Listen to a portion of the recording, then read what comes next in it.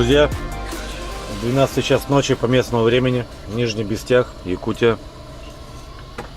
Я стою напротив, грубо говоря, Сбербанка. Вон стоит Джека, он приехал сегодня после разгрузки уже поздно, и мы решили здесь заночевать. Утром в 6 утра у нас подъем и поедем на Хабаровск. Я стою в другом направлении. Значит, в Бестях находится вон там торговый центр, Хабаровск, туда, куда стоит Женя. Потому что у меня не было другого места, я припарковался, развернулся и сюда задом сдал, припарковался здесь. Ну что, как говорится, утро вечера мудренее. До утра, друзья.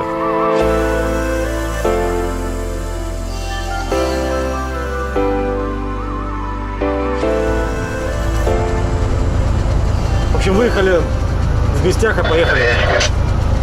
Сколько доедем, столько доедем. Принял, я еду по своей полосе. Вчера, когда ехал, в этом месте был чистый лед. Ну, не то, чтобы в этом месте, на протяженности там километров 70, наверное. Ну, 60. Чистого льда по дороге. Сегодня на этот лед выпал снег. Вообще гремучая смесь.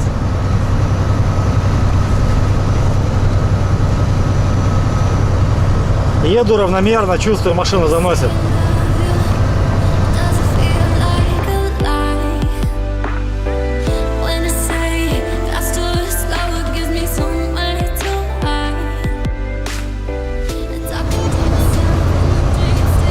Поморгал человек навстречу. Машинка работает на качекацах.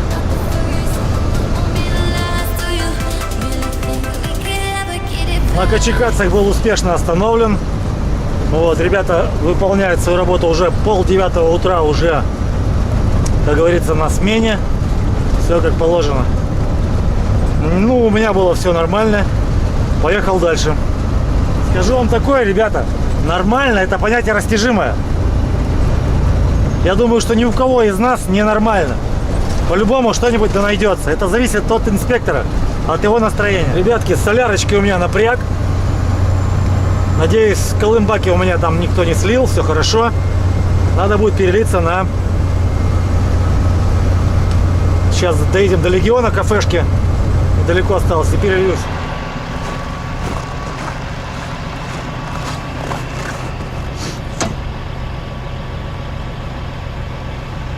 Короче, перекачались, ребят.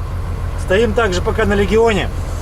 Уже там другими какими-то всякими делами занимаемся. Вот у Женьки вот эта штука, смотрите. Видите, замерзшая. Лед. Это от влагоотделителя сбросник, сам сапунчик вот этот. Он должен, по идее, сбрасывать. Просто вот так пшикать, ну чихать. Но он этого не делает. Он медленно так чуть-чуть упускает, и все. Причина неизвестна. Сейчас еще перебрали солдатик. Все, помните тот же солдатик, который стреляет только по приказу? Все так же, ничего не изменилось. Я, кстати, поменял тогда резинки, но я поставил колхозные резинки.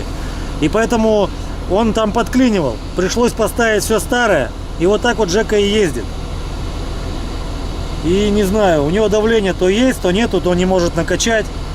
В итоге сейчас, значит, у него был солдатик другой, какой-то, ну, не знаю, из каких-то запасов. Разобрали его, а резинки там нормальные. Поменяли целиком этот клапан внутренний. Только-только выезжаем с Легиона. 13 часов 52 минуты местного времени. 130 километров от Бестяха. В 6 утра, ну, в 6:30 выехали. В общем, вот так вот долго мы провозились с печкой. Потом я делал колесо. В общем, вот так вот. Время потерялось. Зато, ребят, пока мы кушали, пока мы занимались там машинами, дороги уже почистили, солнышко встало, погода хорошая. Едем, радуемся.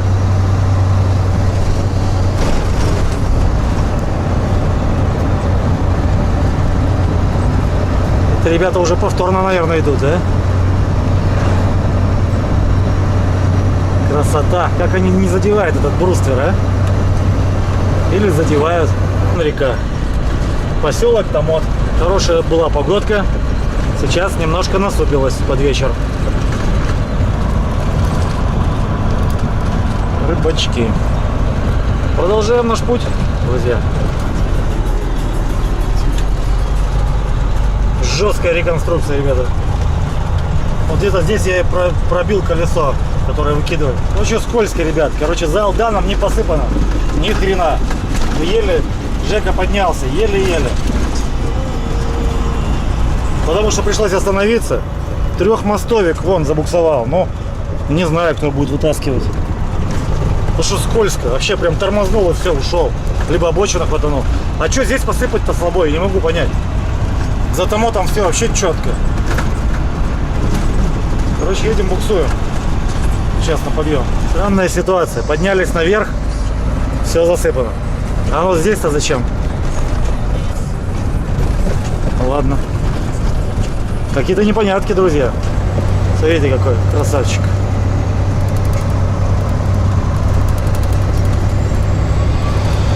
Стелла Алдан. Подъезжаем к Алдану. Сейчас остановимся. Подумаем, что дальше делать. Либо дальше поедем на Хатами, переночуем. Либо здесь покушаем, мы, может быть, заночуем здесь. Сейчас подумаем. Вроде как не поздно еще. Еще можно ехать. Самое главное, чтобы место было. А может не быть.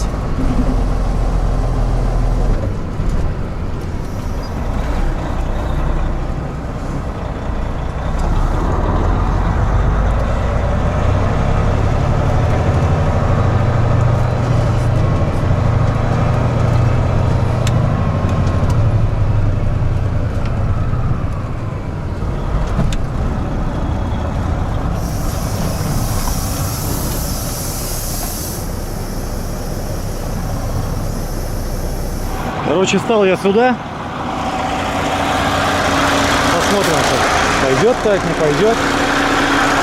Жека встал сюда. Короче, прижмусь к Жеке. А то иначе кто-нибудь станет, я потом не выйду. Так, ребятки, из Алдана трогаюсь. Поехали. Встретил человека, с которым ездили в Сусанина, там, когда я за рыбой на Френче на синем. Подъехал, рядышком стал. Он меня узнал, я его даже сначала нет. У него днюха сегодня, блин, забыл даже как зовут. Ладно, ты извинись, еще не обижайся. На именах хреновая память. Ладно, всего тебе, с днюхой. В Хатами такая же штуковина стояла, не знаю, оторвалась от ветра или что. В общем, нету сейчас ее там. Самое главное, друзья, я не сказал, сколько время. 4 часа утра. Это Жекин график, он любит так ездить по утрам. Я бы спал часов до 7-8, наверное, не меньше. Друзья, светает уже. Есть такое выражение: обратная сторона Луны. В данном случае у нас похоже, но чуть-чуть не так, чуть-чуть перефразировано. Обратная сторона Тита. Идем из Алдана в сторону Невера. Все обработано, все отсыпано. Дорога содержится в лучшем виде. Вот дорожники, которые следят за вот этим перевалом, чтобы все было правильно. Не забудьте урок, друзья, про то, как я сюда заезжал на 4-й передаче. Не повторяйте. Потому что я ехал, было все отсыпано. В том месте, кто остановился, тронуться уже будет сложно. А мы с Жекой, так скажем, проводили эксперименты. Ну, можно так сказать. Итак, Тит-батюшка, суровый Тит.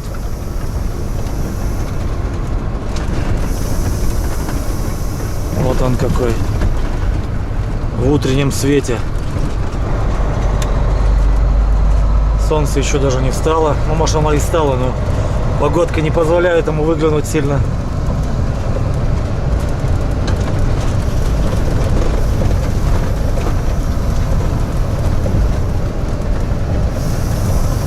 Тишина и спокойствие. Никого.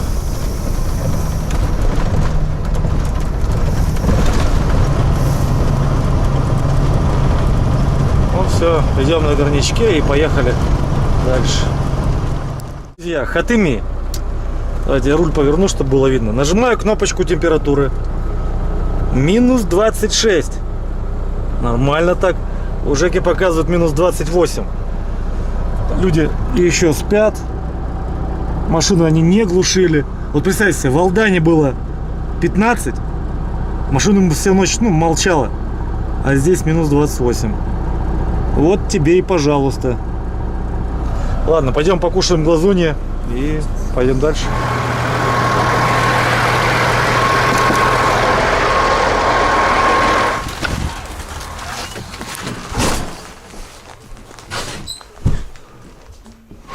В общем, кто здесь ночевал, тот прогадал. Солярку зря потратили. Не доехали до Алдана. Сколько тут? 3 часа? Там было тепло. Узнали о том, что кафе сейчас закрывается на карантин. Вот. Так, что-то у меня тормоза примерзли, да? На тягаче, потому что я машину не глушил. Воздух в телеге был. Все, от тягача отошли тормоза. Колеса. Сейчас посмотрим. Колесики. Да, крутятся, все нормально. Так что вот так вот, ребят. Карантин в связи с этим коронавирусом. Так что все закроется скоро по дороге. На неделю как минимум. А то и на неопределенный срок. Опасный момент. Человек, наверное, уснул. Скорее всего. Но, по-моему, благополучно, да, относительно. Обочина мягкая, даже не перевернулся.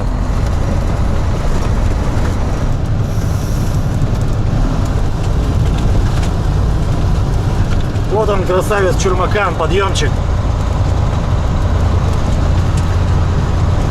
Вот Чульман, друзья, заехали, проехали знак. Короче, в контурах разное давление. Хочу сейчас тормознуться, разобраться, в чем причина. Река Чульман.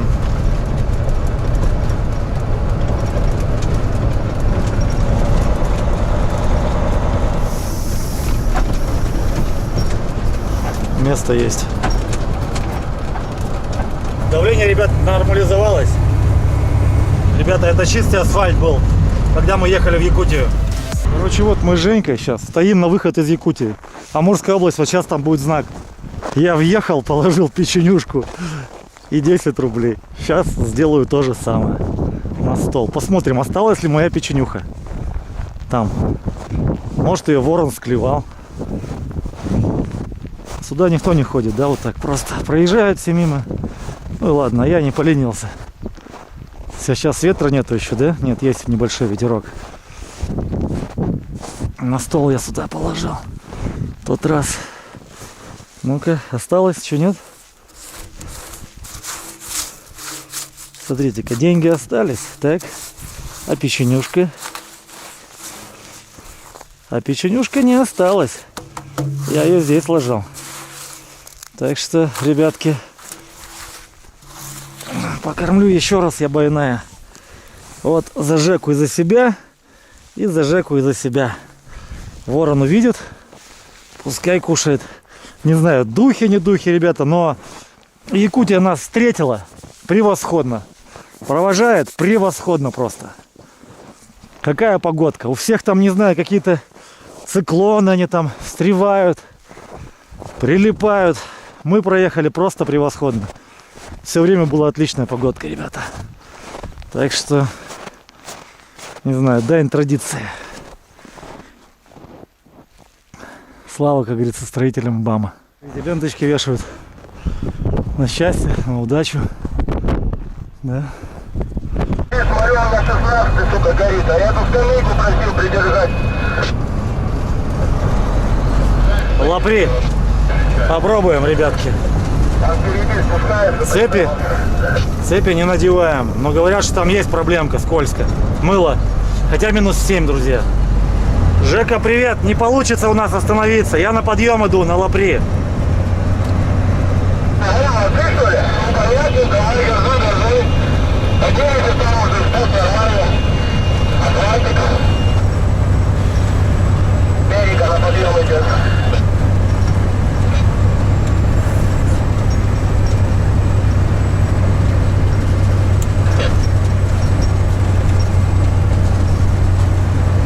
Жека, привет. Короче, подъем засыпан как летом. Спуск похуже.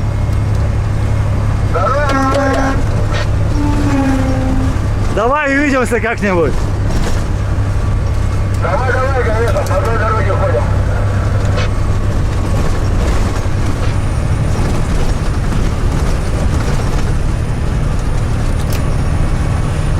Короче, Жека, у вас хорошая дальше дорога будет. Все посыпано. Погода замечательная. Понял, у вас тоже ничего. Солнышко везде делает свое. Главное, за вечером проскочить, вечером морозик стукнет, там, блядь, подвернется. Ладно, ребят, давайте, удачки вам. Давайте, вам удачи. Они меня не трогают. Вот такие лапри. Засыпано в ноль. И надо же в Европе или кто там забуксовал. Увидели следы? Давайте. Лето на дворе. Прямо вот так, если разобраться. Все засыпано камнями. Как можно упрекнуть кого-то, что здесь плохо, ну, дорога обслужена? Не представляю.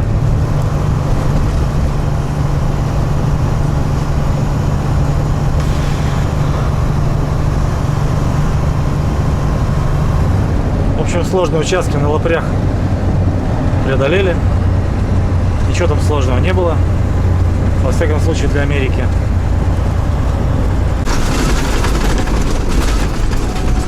Да, ребята, это Финдинская дорога до Невера, испытание просто для машины.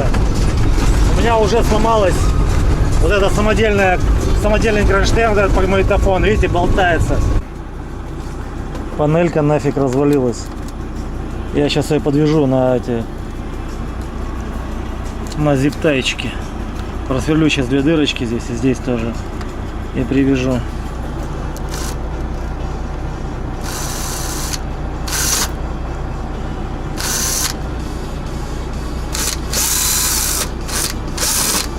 В общем, друзья, реконструкции и еще раз реконструкции. Встретил по пути Саню Дальнобой Крафта. В общем, Альдагой прошли, не видел смысла снимать. Было вот так вот все. Даже сухо, более сухо.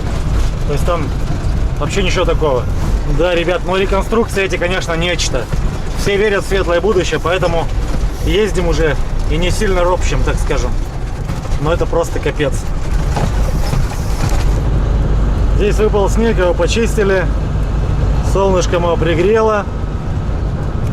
Он превратился в такой, скажем, рифленый лед. Примерно так. Сегодня здесь утром, чтобы спуститься, надевали цепи. Сейчас дорога чистая. Про подняться я уже не говорю. Соловьевск. Поселок. Было много снега, уже растаял. Дорога на Невер, сухой асфальт, друзья. Так что все, мы на асфальте. Погрузка у меня будет в Благовещенске или в Тамбовке где-то. Поэтому в понедельник. Сегодня суббота. Поэтому у меня есть как минимум день отдохнуть вообще от всего этого. Я думал, уже дома завтра буду, но не суждено. Раз есть погрузка, надо загружаться. Остатки роскоши снега. Скоро снега не будет. Ну, во всяком случае, туда, куда мы едем, его там уже почти не осталось. Поворачивать будем на Хабаровск по кольцу. Как говорится, круг почета. Вернувшийся из Якутии.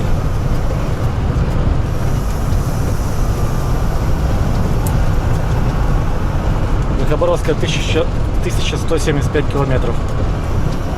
Господа, кафе «Транзит» недалеко от Большого Невера. Ночевал сегодня здесь.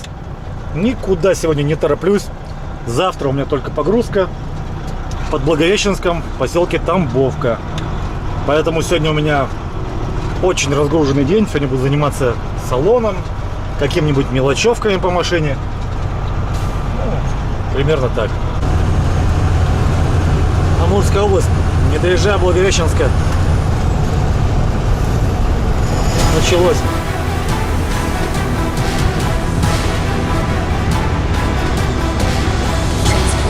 Кто это делает?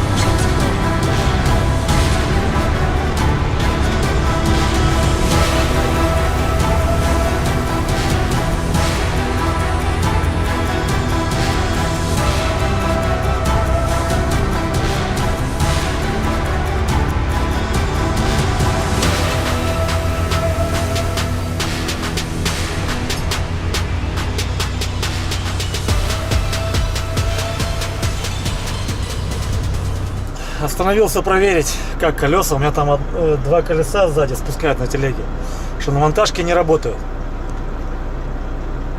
Короче, обошел машину. И еще, знаете, как момент такой.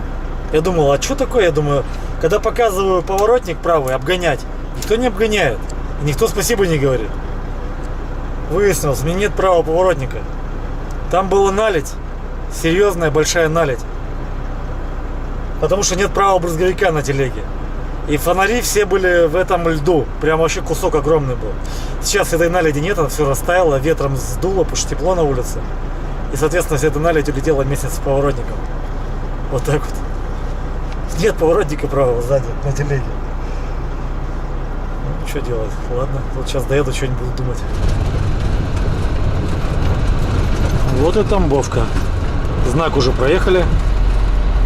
Грузовикам сейчас налево надо.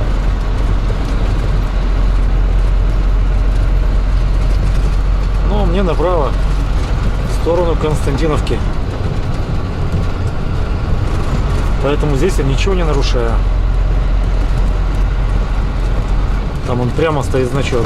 Грузовикам запрещено.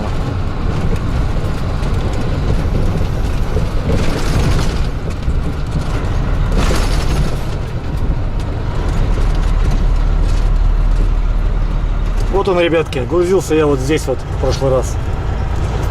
Вот с этого, как называется, с этой транспортерки. Ребят, загрузился зерном. Там ничего интересного.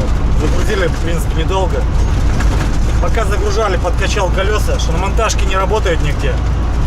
Чем клеить у меня нету сейчас, потому что я на этой машине работаю. Тут все на шиномонтажках рассчитано было на это. Где я до этого работал, там все с собой возил. Но тут даже нет этого. Ну, скоро, скорее всего, придется завести платки, там вот эту жужжалку, там, ну и так далее. Клей. Вот. Посмотрел машинку, подлил масло, подкрутил передние аморточки, открутились. Не сильно так, но это по мелочам, короче. Подкачал колеса. Короче, колеса спускают на телеге 2 штуки. Буду ехать подкачивать. Еду в Поморской области. В Тамбовке через Райчихинск. Там, где зимой был гололед. Там, где на коньках катались. Где-то, ну, чуть дальше. Ну, где-то в этом районе. Друзья, эти динозавры шевелятся.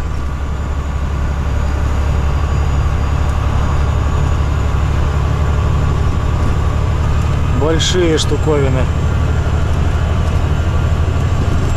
Добыча угля открытым способом называется, да?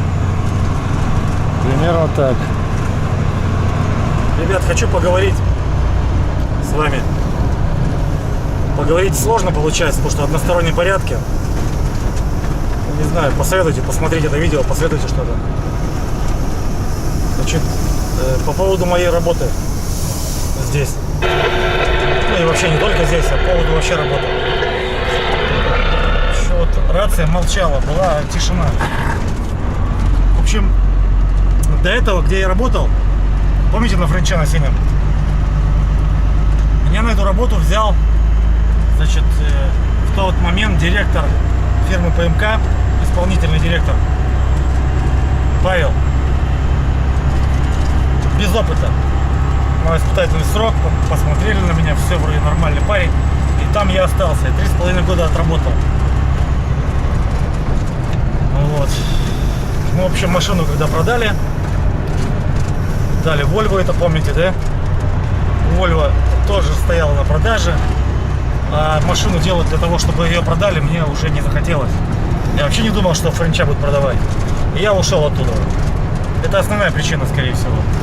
Не скорее всего, это основная причина, почему я туда ушел, что машина стояла на продаже. Я не хочу вкладывать свою энергию, значит, в этот автомобиль, да в любой автомобиль. На каком бы я автомобиле ни работал, он всегда становился лучше. Не хуже, а лучше. То есть вот есть люди покупают новую машину, она отхаживает 5-10 лет, там сколько там, 5 лет, и все, и на металлолом, грубо говоря. А я возьму 20-летней давности машину, и она у меня станет лучше. С каждым годом. Примерно так. То есть это моя личная заслуга, я считаю. Потому что я трачу на нее свое личное время и душу, грубо говоря. Потому что без души бы ничего не получалось. Так вот, ближе к теме.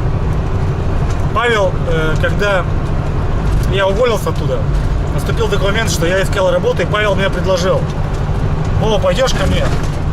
А он тогда взял 2 Европы. 2 Европы. Ну, честно говоря, до этого еще была история. Он взял тогда Америки 2. Потом зачем-то Паша продал их.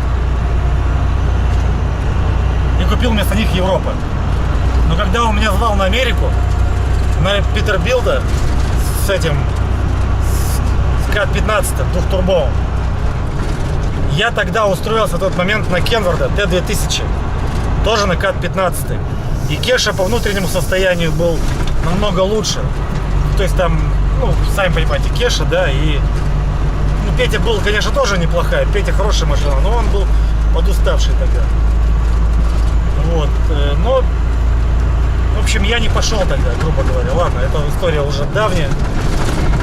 И в итоге со временем Паша продал эти машины, взял Европы. Сам стал работать, водителя взял. В итоге понял, что Европа себя не оправдывает по дорогам Якутии. По 2 причинам, что, во-первых, запчасти дорогие, во-вторых, все-таки сложности дорога имеется с одной осью. И вот Паша опять взял Америку вместо Европы и стал звать меня. К этому времени, он еще не взял, он говорит, что я буду брать. И к этому времени я устроился к Жеке на работу вот на этого френча. И у нас был разговор, что я пойду пока куда-нибудь устроюсь. Ну, тут Жека повернулся, я пошел к Жеке. А потом, когда ты возьмешь машину, мы поговорим. Так вот, Паша взял машину сейчас и зовет меня. Он взял ей Volvo ВНЛ 670 с 15-м ICX. Работа на Якутию. И, в принципе, значит, машина будет в Хабаровске стоять, в теплом боксе зимой. И прицеп стоит на бетоне, не в грязи, чтобы обслуживать. Примерно так. И, короче, смысл в чем, ребята? Я обо всем этом говорю издалека до около. Проблема в чем? То, что, в принципе, конечно же, условия эти получаются уже лучше, потому что и оплата даже лучше. С Хабаровска у меня получается оплата больше, чем я у Жеки работал. Но мы заранее Жека обговаривали. Плюс условие то, что машина в тепле, то, что я в городе живу. Не надо никуда ездить в командировке, грубо говоря. Вот. Но самый основной момент, друзья, ради чего я поднял эту бучу или тему. Потому что за мной следят уже, можно сказать, 1000 глаз. Уже у меня там 11 тысяч подписчиков, плюс еще другие люди заходят. И будет ли это выглядеть в ваших глазах нормально, если я вроде как собирался эту машину делать, вроде как у меня на нее планы были, а тут мне предложили что-то чуть получше, и я сразу же лыжи навострил и сбежал. Мне кажется, это будет некрасиво. Хотел бы я узнать ваше мнение. Жеке я еще не говорил, буду на эту тему разговаривать. Хотя до этого я с ним уже разговаривал. Но тогда было не очень все серьезно. Но сейчас более серьезный вариант. Сейчас меня конкретно зовут на машину. Так что, друзья, не знаю я даже, выложу это видео, не выложу я это видео. Еще не факт.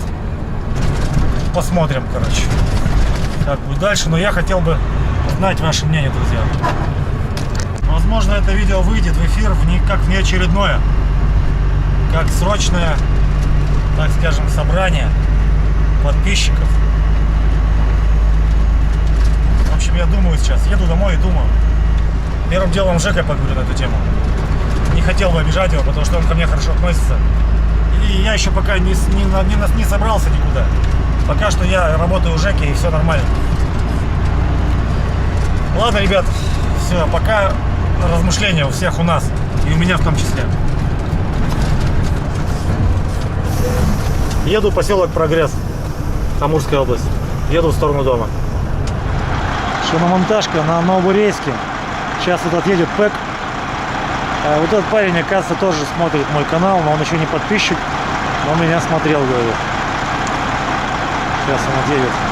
Сурово выглядит треножка так. Прям морда такая суровая. Прям трансформер. Я на его место сейчас буду побежать.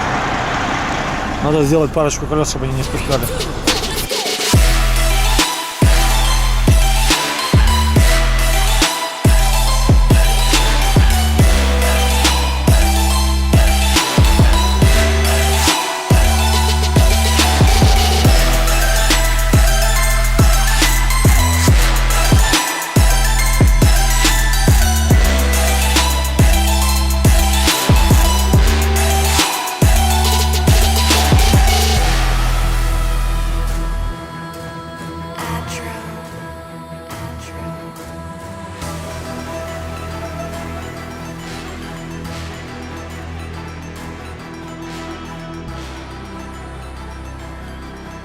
Друзья, объявлен карантин на неделю или сколько там.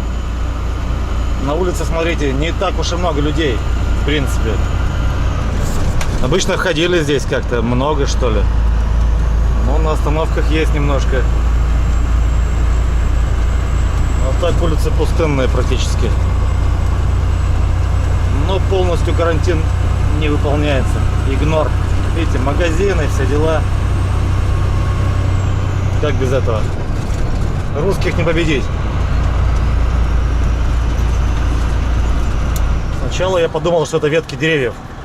Но потом понял, что это не так. Это металлолом. Вот так. Позвонил клиенту, который указан у меня в контактах. Сказал, подожди, машинка подъедет. Запроводит тебя. Вот машинка. Остановилась, подошла женщина. Поехали, говорит, едем разгружать зернышки. Было дело, я тут уже был, друзья, и опять сюда зернышки на корм коровам.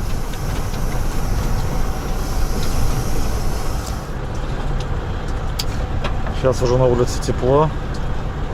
Что-то, мне кажется, их тут больше даже, чем в тот раз было. В тот раз мне пришлось по снегу ехать, а в этот раз, ребятки, не по снегу. Я вам скажу. Я там крышу не зацеплю.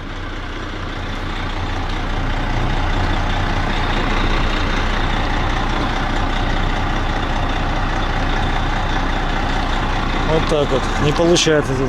Да, друзья, летом, ой, зимой здесь было попроще. Я сейчас не знаю даже, где развернуться. Я сейчас еще пустой буду. Не дай бог мне тут где урюхаться. Они мне предлагают, говорят, здесь развернись. Я тут посажу телегу, наверное, навсегда, наверное. А в поле лезть куда-то тоже не особо охота. Там все везде низкое, болото какое-то. В общем, задом, походу, буду сдавать. Ну что, друзья, развернулся и развернулся. Вон туда задом сдал. Осталось отсюда выехать. Вот там я не могу повернуть. Там с бетонки, получается, я съезжаю в общем, в яму.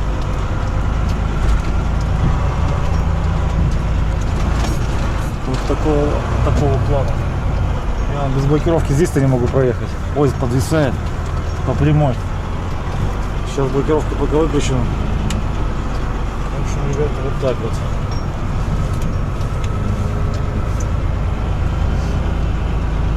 Здесь, видите, мне не хватает радиуса для поворота.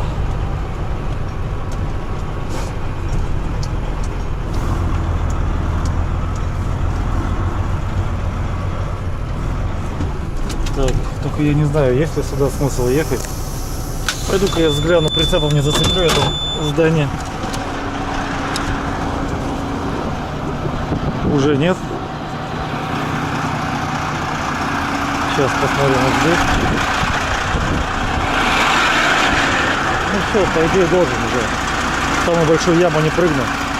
Сейчас здесь выровняюсь на асфальте и поеду. Все хорошо, ребят. Тем более пустой. Друзья, выехал, все нормально, но в связи с тем, что выходил на улицу и здесь у нас сельхоз, так скажем, удобрения, у меня появился дополнительный запах в машине. Какие-то непонятки, дорогу делают. трещины заливают. Вот такой вот ремонт. Асфальт почти новый, но весь уже потрескался. Друзья, в Хабаровском крае пошел дождь. Ну, во всяком случае, вот здесь вот. Переяславки еще не было. А вот ближе к Корсунскому и городу, пожалуйста, он дождик. Первый весенний дождик, наверное.